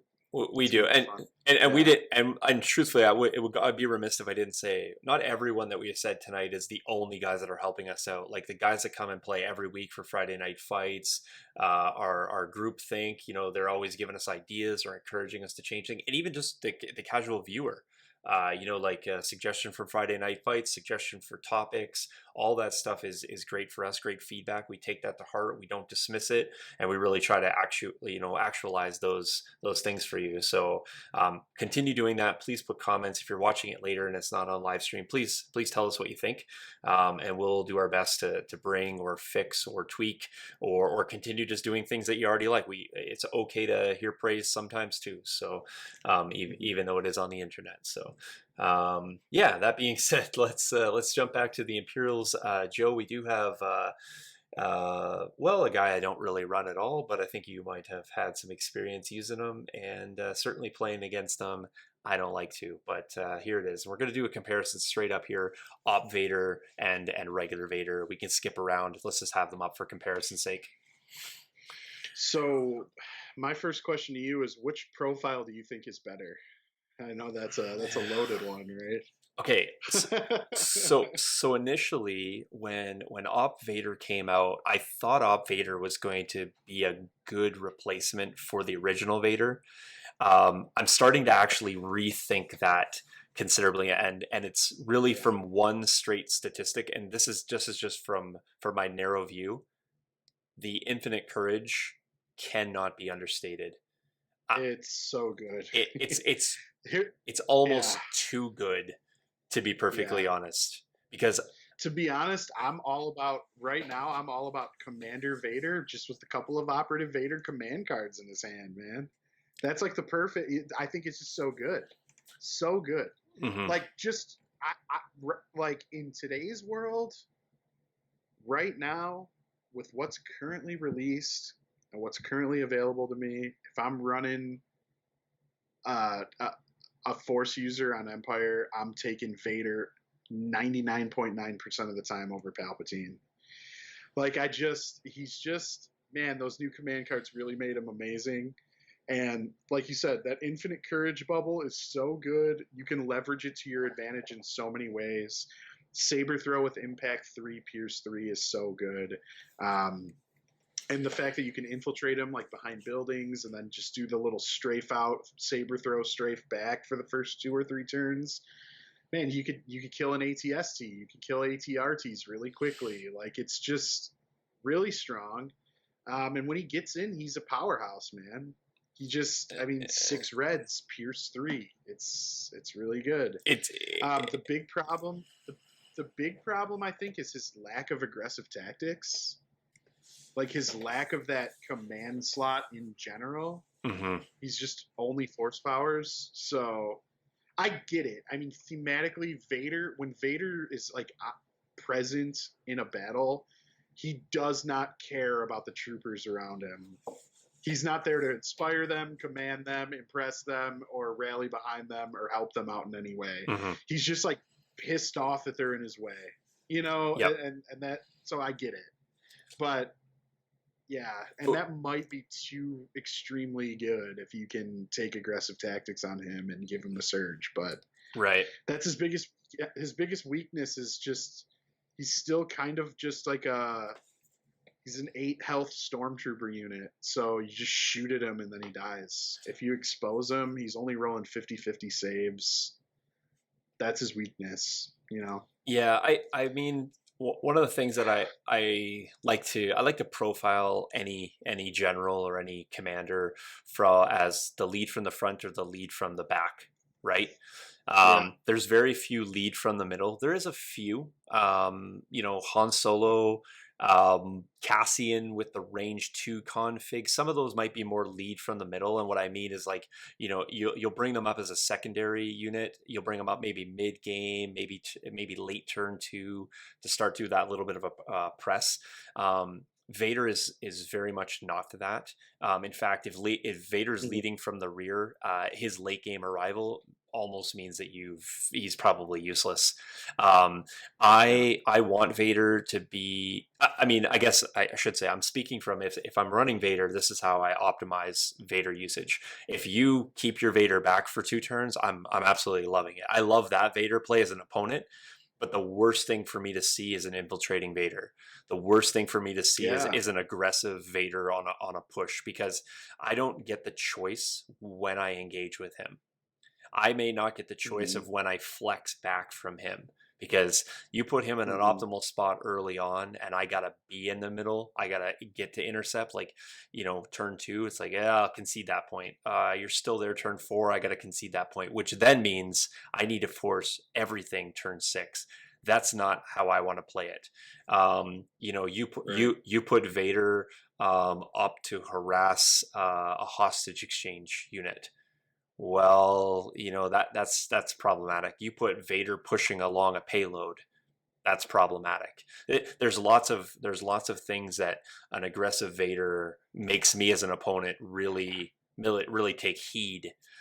He's a really much a dictating unit. However, if you play him incorrectly or aren't aggressive enough with him, then he becomes a really big point sink that now I can exploit the rest of your army regardless of how good Vader is. If I have to deal with Vader, then I'm not able to deal with the rest of your army. If you give me your army first and not Vader, I can deal with that, and I deal with you in waves, and I'll suck up Vader hitting me and destroying 3 units at the end of the game because I'm looking for that early advantage. So Yeah. that's truthfully why I actually think that the original Vader is far better, because he escorts your army up with a better courage bubble. He escorts your army up with more of a threat, and in the nature of all the in the land of all the suppressive weapons we have, I don't care about Op Vader. I can get 6 suppression on Op Vader, and in fact, with that 6 health, I probably have a panicked, very weakened Vader at that point. Who, if you got a mitt full of Vader cards and you're not able to optimally use them, I really feel like I got an advantage in that game. That's another big problem with taking Operative Vader. I think he's softer, he's easier to kill, and you might just have gone all in on your command hand with him, depending on how you built your list, and then all of a sudden you're like, oh no, it's turn 2. I accidentally exposed him. He's dead, and I have standing orders. Yeah. Like, uh-oh, I'm Yeah. probably not going to win. Although there are some upsides to taking Operative Vader. I still think he's worth exploring. Although maybe I'd like to see him come down like 20 points for his profile, like 6 health. Meh. 6 health with no aggressive tactics. It's just like, it's not Dooku. You know, it's just not as good. But and he's an operative, so he's not providing his courage bubble to anyone unless your regular commander dies and stuff. It's kind of weird. Yeah. But speed 2, choke, push, and scatter is still a thing, right? It totally is. That thing that Dooku can do super well only gets better when Vader does it, because Vader has relentless. So it's still speed 2, scatter, push, choke, kill a heavy, or, you know, protect yourself. There's a lot of plays like that. If you've been putting in work with Dooku and getting really good at Dooku plays, and you have an Imperial army, try out Operative Vader. See if you can kind of do some of the same Dooku stuff you're doing. But the only problem is the difference between like an Operative Vader army and a Dooku army is a Dooku army has full activation control. A Vader army usually doesn't, unless you build it a very specific way, and it's not always optimal. And that activation control is really strong, and aggressive tactics is really good. And I think aggressive tactics is something the Empire kind of needs, because it's something that like keeps them competitive against clones. And I don't know, man. It's like, why would you want to play an army that has 50-50 saves for the same points that has 67% saves and can share tokens when you can't, right? That's why everyone's playing clones right now. Yeah, let's not forget too that this Vader is giving yourself free suppression to get that speed too as well. Yeah, that's the other problem, right? There's a lot of negatives that come with trying to do the same thing you would do just with like Dooku, for example. But the potential's there. Right. I love the idea of speed 2 choke. Like it's good. Yeah, it's good on any character that can do it. So I think you actually kind of have to put choke on Operative Vader. It's like why he's interesting. Right. Chat question here, Joe, for you. Zachary Johnson's asking, what other commanders or operatives would you run with your Commander Vader? So I guess it depends on what your list looks like. So, I mean, obviously you probably want to deck it out with some Shore Troopers or some T-21B or DLT Stormtroopers or some RTC Stormtroopers. So in that case, I think because Vader's so expensive, you probably just want to take like a generic officer. Mm-hmm. Probably with aggressive tactics on him for those turns that you're not playing the Vader cards. But I could see I could see the argument for Krennic. I've seen everyone's talked about like the compel spur synergy, right? That's definitely a thing. But now it's getting expensive. And then there's also like Iden. Iden's like a solid choice too, as a Courage 3 commander for your army, if you want to drop her in as a commander instead of an operative, and then you run a runner with Vader, then you definitely have some like really strong range 2 to 3 potential with those two characters in play. Yep. But I think to me personally, that's unexplored territory. I've never actually played Iden Op Vader. I've thought about it and like theorized it, but I personally have never put it on the table, so I don't want to speak to that. Like I have some sort of knowledge on it. I'm just kind of speculating. Although I think there's some combos there that you can pull off. Mm-hmm. But I think in general, like it's probably just a generic officer that you tuck behind a building and use it as your mandatory commander, and it's like spottering a sniper or something. You know, it's like, yep, that's probably what you're doing, mm-hmm. right? No, I That's my agree. thought. What do you think, John?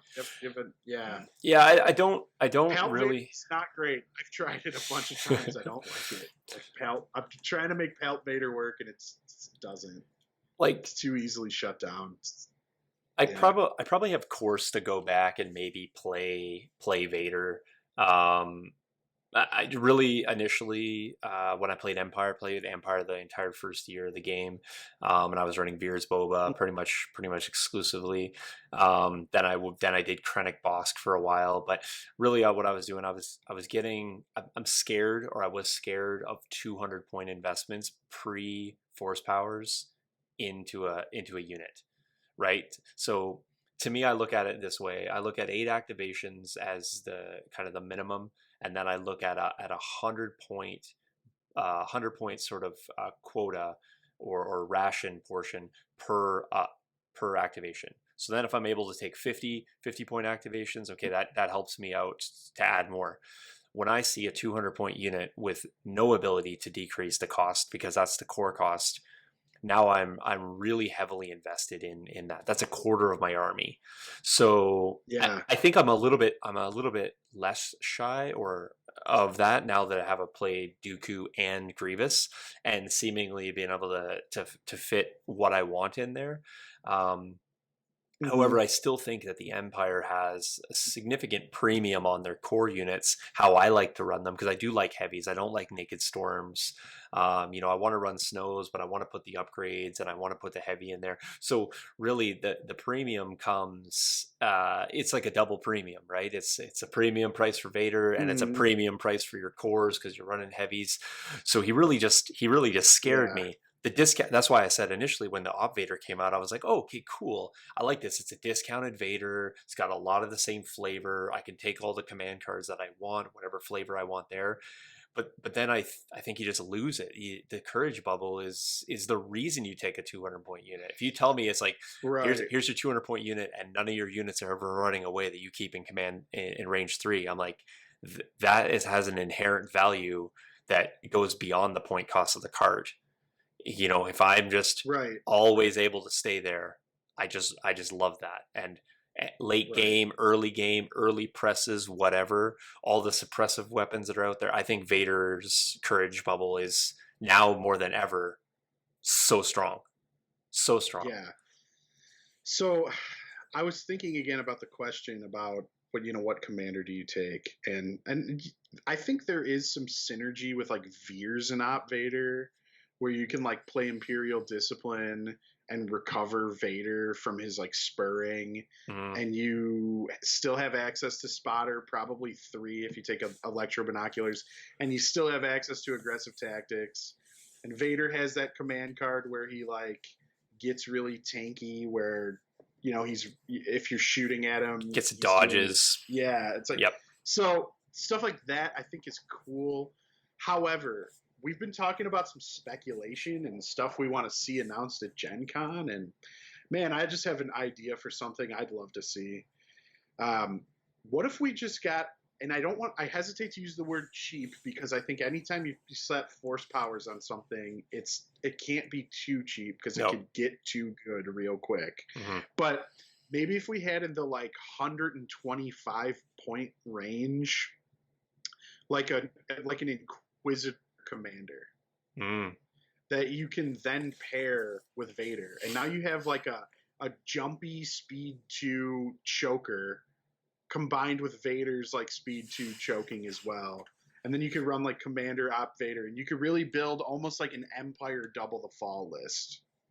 I think that could be super interesting and would make sense. Like I just got done actually reading the it was actually 24 issues, but I read it as like 4 6 issue essentially like graphic novel trade paperbacks of the Vader story, the Marvel comic Vader story that takes place like right after Revenge of the Sith, when he's still getting his bearings in the suit and like hunting down Jedi.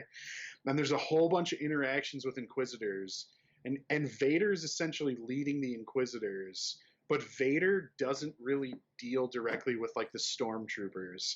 Sometimes he kills them for fun, in some of the shots, he's still even killing clone troopers. Like there's still even clones at that point.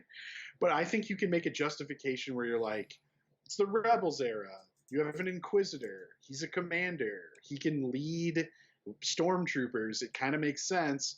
But Vader's an operative, and he's there in the list. Yeah, jumpy speed 2 choker. I'm telling you, man. I like it. It's a thing. Yep. It's a Sorry. Yeah, man. Had to put that. I hope that's what we can do with Maul. I really hope that's what we can do with Maul. We know Maul's coming. Man, if Maul has jump, speed 2, and force choke, whew, that's what I want. He's a jumpy speed 2 choker. Yeah. Nice. Yep.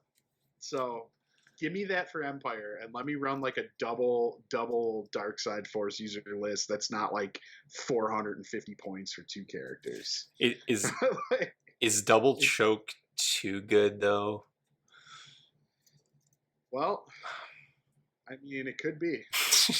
Man, that would just walking up to walking up to a unit and being like, your medic and your heavy are gone.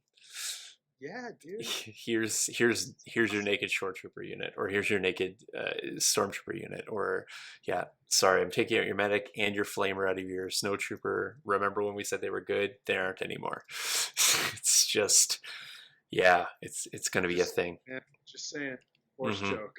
It's really good. Yeah. Especially speed 2 characters, it's really strong. So. That's what I'm saying, right? And then not only that, but then you'd have a scatter on your Vader. You could throw that unit back a little bit, even better for your next unit coming up. Or yeah, it's gonna be. See, I always struggle when I'm playing the game. When you're playing like the math of the game, the measurement, that's one of the things I think I excel at the best, is that physical distance spacing. I think it's just kind of being a visual person and sort of mapping out things that, as you're creating things. But one of the things that's really tough to see, and I do find this a little bit with clones standby sharing as well, is like when you don't see measurements because they don't actually exist until you have several interactions. Right, like that's speed 2, but that comes because you spur, so it's really a speed 1, and then you have the ability to have that choke distance being extended a little bit from that. Then you have that scatter that you aren't really putting into your calculations, and I find with standby sharing, it's like, okay, I'm measuring to that unit, but truthfully what I need to do is measure another range 1 past that unit, and maybe they're cohered weirdly, so there's a little bit more of a distance. So those measurements that don't necessarily exist because they aren't a physical measurement, they're more of an interaction measurement. I really struggle with that.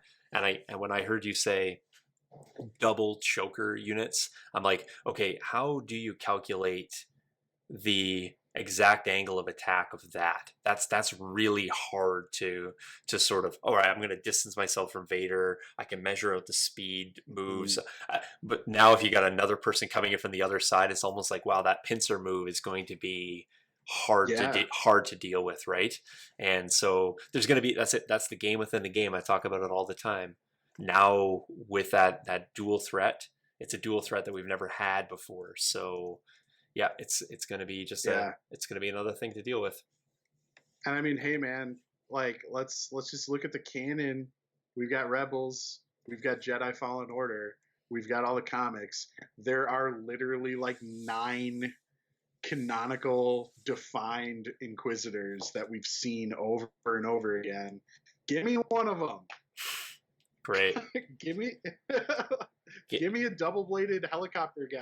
Like, yeah, we saw it in the show. Come on, man. Why one? You need 2. What if Inquisitors came in groups of 2? Who knows? That'd be awesome. It would be for sure. Yeah. Okay, well, it's gotta be in the works. Yeah, of course it is. Of course it is. Yeah. Why would you not? There's so much to exploit here. So, part of me when I think about new units coming out and it's like I just get to a point in the game where I feel like I got it, like not necessarily all figured out or cased, and I know every unit works, but I feel like it's like you develop a strategy to face what's out there, and then a wave comes out and it's like, oh geez, that doesn't work anymore. That's changed. Oh, now we got bombs that I don't know what they are, and they could be mystery things. Oh, well, that's weird. Oh, what do you mean? Now you can share standbys to a tank via Padme. And then if we got suddenly we got two jumpy speed, two chokers. Yeah. It's just I like it and I hate it because you always feel like you've reached a plateau in the game where it's like, all right, I got it figured out, and then it changes like that. Or Then you got to go buy more models, man. yeah, or it's That's like how this works. sideline something that you're using and bring something out that you weren't using before. So I mean, I can go through in the 3 years that I've been playing this game, I can go all through all those moments where it's like, well, that's no longer effective. Slide that aside. And for a while I was running Right. four medics. I haven't seen a medic in a list in forever. Yeah. I'm just not doing that, right? It's now my new medic is just take extra bodies, extra cheap bodies. I don't need to heal Mhm. anything. I just need to have more fodder to die. So Right. I like it and I hate it about the game, but and hate's a strong word. It's just an annoyance sometimes when you gotta switch up something that you just felt was good. So, but hey, it wouldn't be Yeah. the game wouldn't be any good if it was just stagnant. So, Yeah. we do have one more unit. If you want to slide over and talk about Iden, you good, or you want any more about Vader? Or I mean, we could talk about Iden for a few minutes. sure, Yeah. slide over. And there we go. So this is the drop we had from before. Obviously, Iden's been released. We've seen a ton of cool paint jobs. I have noticed that the flight stand hasn't been as weird and obtrusive as I thought it was going to be, but I haven't seen anybody changing up the flight stand too much. Um, but anyways, Iden's out. People are painting her up. That's awesome. Seen a lot of helmet versions, more helmetless versions, to be perfectly honest, than I thought. But I think that's kind of because people think the helmet's too big. But a I little. kind of I kind of want I kind of want to go helmetless. I haven't built mine yet. I still have her, but I haven't built her yet because I haven't been playing Empire, and like at least recently a ton. So, but I kind of want to go helmetless with her just because I know we're getting the helmetless Inferno squad, and I want to like differentiate them. Right. You know, but my take on Iden right now is that she's pretty cool, but I really think we need to wait and see what Inferno Squad does because I think there's just going to be some obvious synergy there, and we've just had to wait this weirdly long time between releases. Hmm. It's like, come on, Iden Versio is the leader of Inferno Squad. Like, why did they not drop in the same month? Right. Yeah, Well, you know, like, it's kind of like Fives and Echo, right? Like it just yeah, feels like that's a miss right now. Like right. Like, what do they do? exactly. Like, What like, enhancements are they going to add to a unit that obviously, I mean, not let's just be clear. We don't need to buff clones anymore, but it is a missing component. It's a missing component to that for sure. So, let me talk a little bit about my interactions with Iden because I have actually played Iden quite a few times. mhm. Um, and truthfully, that Courage 3 again, just the positioning of Iden, and maybe it's just been opponents, but I've had several opponents that have played her. But I just feel like right now Iden is too much of an isolated unit. Doesn't have like, let's just hope Inferno Squad gives her some buffs or really adds to her, because right now I just find that she gets suppressed down, and it basically, the keywords don't become that effective when she's constantly dealing with like three or four suppression. Um, able to take quick thinking, okay, but then what do you do? And so when you're not able to get those two actions off, she's really at a hindrance. And most people have played her more as an upfront and close unit, and not a lot of people using her in the sniper config, to be perfectly honest. So I'm not sure if that's more of a playstyle thing or It if that's kind of makes sense. I think her dice pool is just so good in her short range config that that's kind of the more, and you can infiltrate her. It seems like that's the more prevalent way to play her. yeah. And so I'm just wondering if there's a little bit of a miss on, like, I'm just wondering if there's just like a missed place for her to be played more as a sniper potentially right now. And who knows what Inferno Squad does? Like maybe it buffs her and she can play better as a range like 1 to 2 type unit. But honestly, right now I have not felt Iden's been a game changer. Um, entering into melee is pretty much how I deal with her. Grievous dices are up pretty good. But I just find that she's not necessarily super effective at that close range, despite her good dice. I just Right. Yeah, I mean, she rolls good dice, but you got to protect her, and that's not easy. You exactly. know, yeah, that's fair. So here's the thing. What is the speculation around Inferno Squad? Like, I'd like to see them kind of be almost a mirror to the ARC Troopers. Uh, If you ask me, it's like we know the ARC Troopers are awesome, but we don't really know anything about Inferno Squad. I hope Inferno Squad's gonna be worth their points and like add some crazy stuff to this faction because they're taking up the same slot as Death Troopers and Snipers, right? So they've got a lot to compete for. So I'm hoping that they really synergize with Iden yeah, specifically, so you're kind of justified when you're building an Iden list. yeah. Like it's a flavor thing. Well, I'd like When you build a Krennic list, you're going to take a Death Trooper squad. right. When you build a Palpatine list, you're very likely going to take a Royal Guard. I'd like to know that if I'm building an Iden list, I'm stapling in Inferno Squad in that list. Because it just makes sense from like a thematic perspective. So I hope that the profiles are there and it forces me to want to do that. Right. But we'll see. Nathan's coming in with a question here, is asking, aren't ARC Troopers supposed to mirror Death Troopers? I don't know. They came out a really long time afterwards. I mean, maybe. Yeah. I think that they're in a way they're similar, but they're just better. I mean, yeah. just better. Like tactical one cannot be understated. Sharpshooter, like massive dice pools, token generation on deployment. Like it's the ability to have a sniper strike team detachment that like Death Troopers don't really do. So like maybe they're supposed to mirror Death Troopers in a way, but I'm just thinking like from a design perspective, Inferno Squad's releasing in the same time frame in the same wave as ARC Troopers. So from a design perspective, I would assume that they're slightly similar, just based on like the precedence that's been set in the past. I don't know. Fair question. I mean, we'll see. But again, getting away from ARC Troopers, how does Inferno Squad differentiate itself from Death Troopers? I think it's going to need to, right? Or else we don't want something too vanilla here. Would you see a place for like maybe like a teamwork with Iden? Could you have any sort of like that's what I'm thinking. It's got to be something like that, right?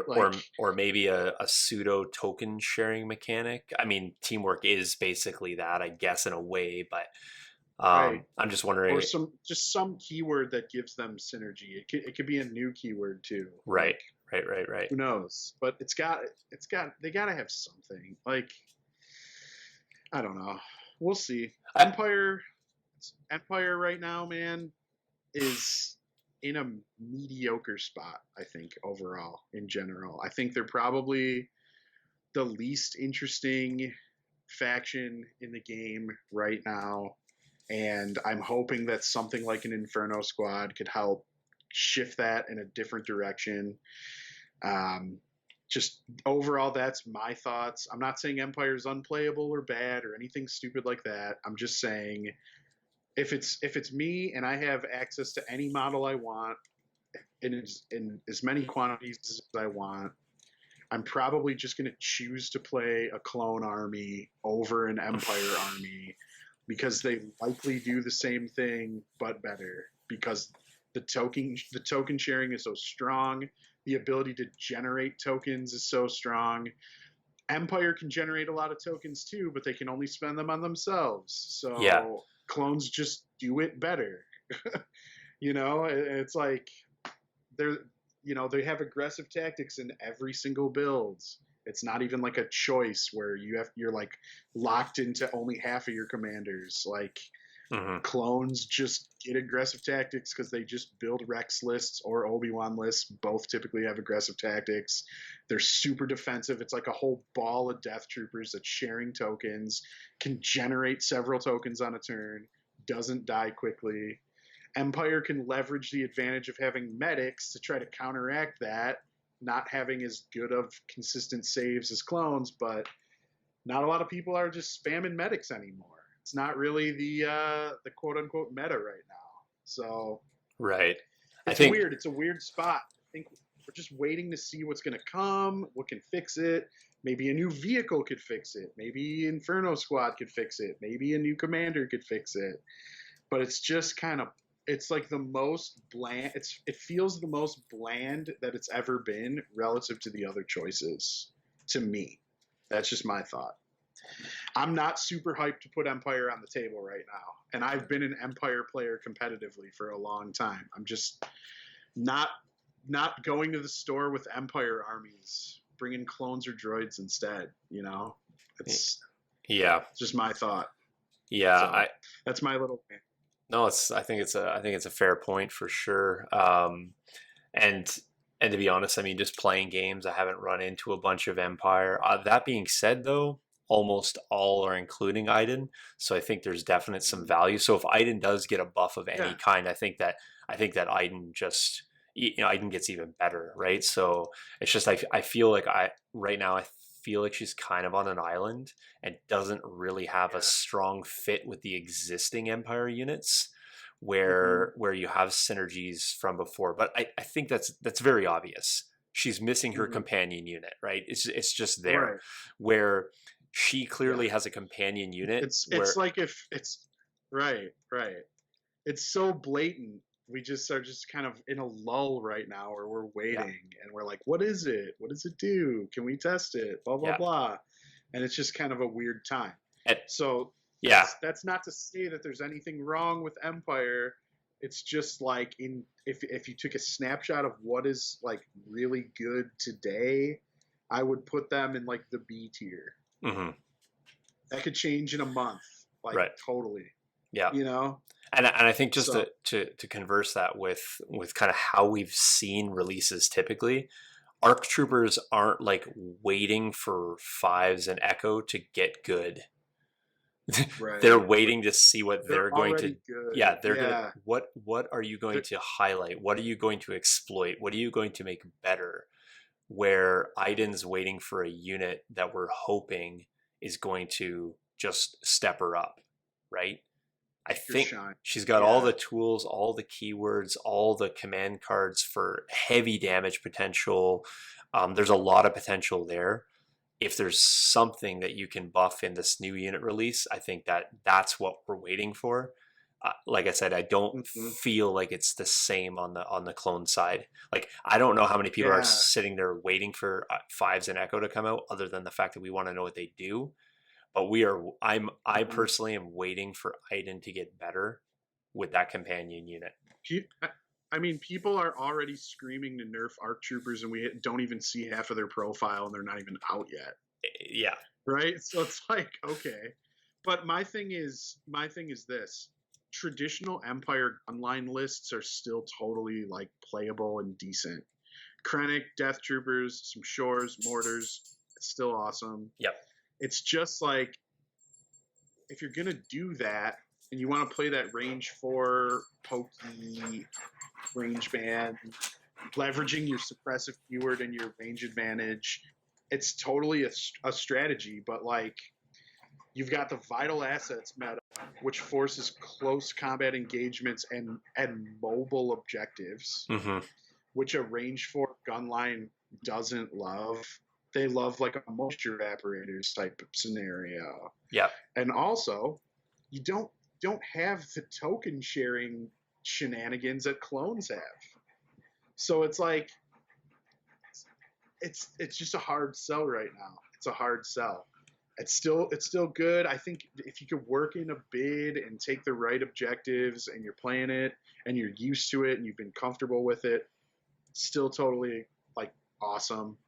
Yeah. But I'm just looking to change things up, see more, get more interesting stuff, get some flavor added to the faction. We've kind of been in this like range 4 gunline meta for Empire for like over a year. And I'd just like to see some different stuff. Right. And I think Iden's like, 75% of the way there, and then maybe if Inferno Squad could help her out or something else, I mean, that'd be really cool to see. So Yeah. that's all. Chris Brown in chat here, maybe singing your language here, Joe, saying that Grand Inquisitor or Second Sisters as commanders might, or operatives Exactly. would be really cool. Exactly. Like, yeah, like a Night Sisters unit or Mhm. something would be pretty cool. So I know you're high on the Dathomir themed. Yep. Well, yeah, but I mean, second sister, ninth brother, or whatever, like all of those characters, fifth brother, ninth sister, whatever their names are. I can't keep them all straight, but Right. yeah, they're awesome. Inquisitors, just in general, would be awesome. The problem is that there's like 9 of them, Mm. so which ones do you do? Yeah. But I think you just do the Grand Inquisitor first. Yeah. But yeah, and I'd love to see them have some sort of keyword that makes them synergize with Vader specifically because they're always around him and being disciplined by him and following him around in the canon. Hmm. So, and Vader and a Grand Inquisitor or something like that, give me it. I'd love it. I think that'd be super cool. It'd be a very different than like the gunline play style and still something interesting and different. And that's all I want out of this game. I just want more variety, more cool stuff. Yeah. So we've been in this COVID lull, and hopefully Gen Con will fire things back up for people and give us new stuff to get hyped for and talk about for months. So Yeah, I think I oh, just want to put a final point in here, just on topic with the new missions, new objectives, new deployments. One of the things that I think is really kind of hurting the Empire right now is we're kind of in a little bit, and I say this, you know, in the non in person style play, but there is quite a bit of bid wars going on right now, and Empire doesn't necessarily have a ton of room for that. And yeah. I think getting outbid on the deployments and some of the objectives really actually are a way to mitigate that gunline play. Whether you set up for it or not, if it's not an effective strategy to win the objectives, then it's really going to hurt you. Or if it's an Mm-hmm. up close and personal and they're able to get into your gun line and start crashing or disrupting that, again, now you're not playing to your army's strengths either. So let's just say you play something like a hemmed in, and now your gun line's either all in a corner or really split. Well, that's not typical Empire play. You kind of want to have that synergistic line set up. You're playing rollout maybe, and those vehicles are really on you really quickly, quicker than maybe otherwise you'd normally want, or danger close, something like that. Danger close, where you're all together, but you're so close that your gun line's not able to exploit, or you're so far back and your units and your army, your enemy's so close. Again, you're not able to put that sort of suppressive fire or that 2-3 turns of fire that you're normally used to putting down. So I do think there's some other things that are kind of just going against the Empire right now, in the fact that you're probably not taking big bids with them, and then potentially your deck's influenced, or you're at the mercy of your opponent's deck, which is never a great spot to be. I do remember, when we played Empire, I would often run like an 11-point bid. Well, an 11-point bid was an Mm-hmm. aggressive Empire bid, but 11 points, a lot of times, this just isn't simply cutting it right now. And then when you start pushing to Yeah. go 16, 17-point bids with the Empire, what are you cutting? Right. What upgrade are you? What heavy are you not taking, or what force power are you dropping? Because you kind of run that fine line where you're either maxing out, or you're cutting so much that you're kind of changing the play style or the flavor of it. So I just think that Empire's Yeah. not positioned super well to play that game right now either. So Man, so I agree. I agree with what you're saying. That's totally true, man. That's where I'm at with it too. It doesn't mean the faction's not good. It just no, means we're gonna have to adapt a little bit. So Nathan Willens said Purge Troopers would be cool to see too. I just want to acknowledge that and say I totally agree. Instead of Inquisitors, you could totally do Purge Troopers, man. Give me a fast melee class or something that's not just Royal Guards. I think Royal Guards are better served as like for their Guardian usage and yeah, there's synergies with Palp. But yeah, that'd be cool. I'm all in for that, right? You can maybe give them like a range 2 pistol, but I think they carry a pistol. I'm not like an expert on like the cannon stuff when it comes to them, but they definitely have that like electro staff and anti saber tech. So it might Hmm. be a nice counter for other Force users. That could be something cool to see. So Right. yeah, man, we'll see what we get at Gen Con, you know. Yeah. What do we got? Well, what day are they going for that? Is that right at the end of July? I think. Right. Is that? I think it's the 29th. Tw- I think it's the I 29th. had the 29th in my head too. 29th is Yeah. gonna put that out on a Monday. Oh, sorry, not Monday. Mm, 29th will be Wednesday. Sorry. So yeah, we'll see. yeah. I mean, we had talked about maybe potentially doing a stream right at the tail end of that, just to so maybe that week we'll wait a day and jump on right after so we can talk about all the hotness as it comes out. So I am looking forward to that. You know, I'm not 100% sure what we're going to get. FFG always likes to throw in a few big surprises in there. So, really holding out for that that AT-AT, but probably not happening. So, one of these Until years. FFG opens Forge World up, I don't know if that's gonna be. Eh, maybe they release it over four years. Like each year you get a foot. Right. And it's like just collection. I don't know. A boy can dream. A boy can dream. Quick $600 model. I'm into it. I'll pre-order it. I mean, if it was $600, do you think they'd still sell it? Of course they would. I mean, would everyone have it in there? No, but it's a great excuse to take Empire again. Just saying. So, yeah, what makes Yeah. Iden better? An AT-AT. That's what makes Iden better. Yeah. Unfortunately, you can't take anything else. But whatever. It is what it is. So, okay. Well, I think that puts us on our spot. We actually had a really good chat about Empire. Felt good about that. Just kind of revisiting a lot of stuff we haven't necessarily talked about in a while. But interestingly enough, we are going to see Empire on the table on Friday. Yeah. So and we're going to see some of that stuff coming up. I think I have. Yeah, I think we got double dewbacks in the list and Vader, as you mentioned. Yeah, a few other things coming down the pipe, and then I think that's Jace going to run that, and I think he's actually got a ATST Gav tank list that he's going to play the week after. So we'll have double Empire or 2 weeks back to back Awesome. for Empire, and then we'll get an opponent. We got Droids this week, but maybe we'll do a classic Rebel v Empire, something like that. So or maybe even a Clones v the Empire, and just see what that mess looks like. So I mean, if there's one thing Yeah. clones don't like, it's probably dual armor. So the Yeah. exploitation of True. running standby True. is not really that good against range 4 stuff. So there is potential there. Right. So yeah, awesome. Well, Cool. that concludes that. Like I said, the next time you'll see us will be hobby stream on Thursday.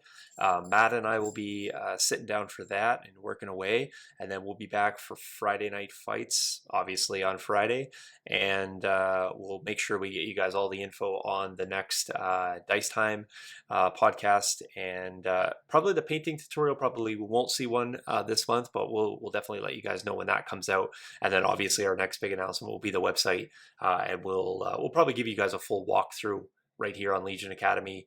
We can take you into the site right from here and kind of walk you guys through and give you a little overview of that, so you know where and how to find the things that you're looking for. So, all right, Joe, we'll appreciate the episode tonight as always, and I will catch you Friday.